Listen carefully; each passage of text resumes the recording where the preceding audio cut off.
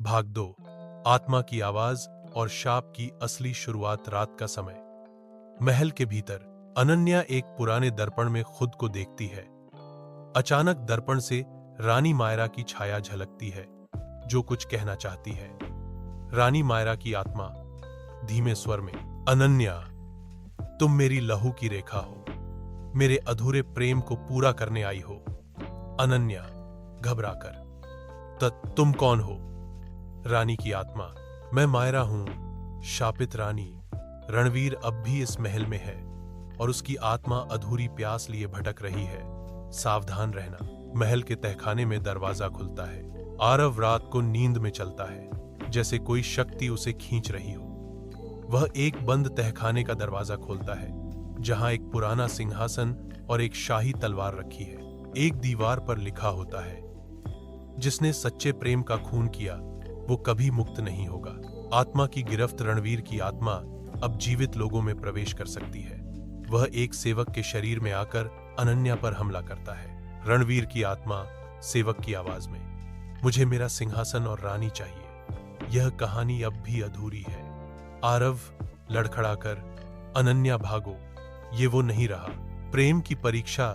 रानी मायरा की आत्मा कहती है कि केवल अनन्या और आरव का प्रेम बलिदान ही रणवीर को हमेशा के लिए मिटा सकता है। लेकिन रानी मायरा, अगर तुम्हारा प्रेम झूठा है तो तुम दोनों इस शाप के नए वारिस बनोगे। अनन्या रोते हुए, मैं आरव को खो नहीं सकती, लेकिन अगर यही रास्ता है।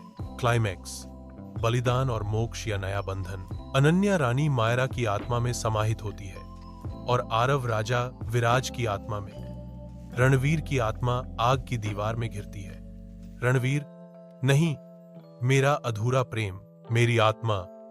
रणवीर की चीखें दूर होती हैं और एक गहरी शांति फैलती है। लेकिन अंत में ट्विस्ट। सब शांत हो चुका है, लेकिन अंत में महल के एक कोने से वही पुराना तांत्रिक दिखाई देता है। मुस्कुराते हुए कहता है, तांत्रिक, हर शाप की जड़ प्रेम नहीं, अभिमान होता है, और अभिमान अब भी जिंदा है। 5 वर्ष बाद एक शांत गांव। सुबह की धूप, लेकिन घर के अंदर एक औरत दर्द से चिल्ला रही है।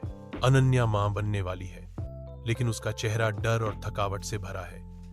दाई घबराकर, इस बच्चे के साथ कुछ अलग है। जन्म के पहले ही उसके चारों ओर अजीब रोशनी थी। बच्चा जन्म लेता है, लेकिन जैसे ही उसकी आंख खुलती है, उसकी आंखें गाढ़ी नीली हैं और वो सीधा अनन्या को देखता है। अनन्या को पुराने सपने आने लगते हैं।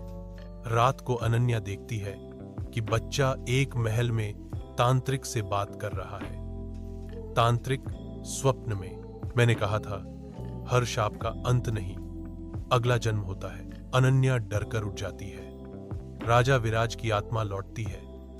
एक मंदिर में आरव ध्यान कर रहा होता है। वहां अचानक राजा विराज की आत्मा प्रकट होती है।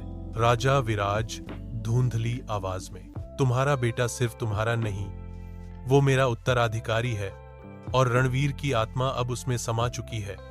बचा लो उसे, नहीं तो पूरा वंश फिर से शापित हो जाएगा। बालक का अजीब व्यवहार।